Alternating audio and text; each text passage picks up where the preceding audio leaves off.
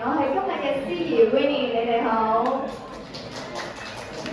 今日好歡迎大家咧嚟到佢哋嘅婚禮啊！頭先咧大家已經見證咗佢哋嘅證婚儀式啦。咁喺呢度咧，我都同大家介紹一下一對新人。其實兩位咧喺19年咧就相識，雖然咧識咗唔係幾耐，但佢哋第一眼見到大家咧，都係今日大家見到佢哋都覺得佢哋係顏值嘅代表，係咪啊？男嘅咧就好靚仔，眼大大；女嘅咧非常之靚女，笑起上嚟個眼睛非常親切。佢哋兩個一見到之後咧 Terence 就展開咗一個熱烈嘅追求啦。佢哋一齊啦，雖然冇幾耐，但係佢哋覺得喺啱嘅時間遇到啱嘅人，所以佢哋兩個咧係好少一啲拗撬嘅。兩個一齊互相商量，一齊互相去討論所有嘢，迎刃而解，生活得非常之開心啊！佢哋，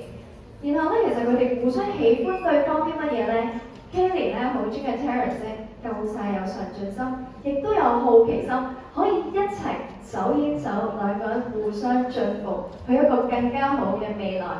另外啦，阿 Terence 亦都好中意 Kelly 咧，好識得咧喺佢嘅角度去出發，去諗佢嘅一啲處境啊，所以佢哋相處起嚟咧非常之自然、舒服同融洽。所以佢同我講，佢話就算一齊真係冇幾耐，但係認定咗對方就係佢哋嘅唯一。咁而家我哋事不宜遲啦，不如我哋一齊咧睇下我哋一對新人咧為大家預備嘅成長片段，我哋一齊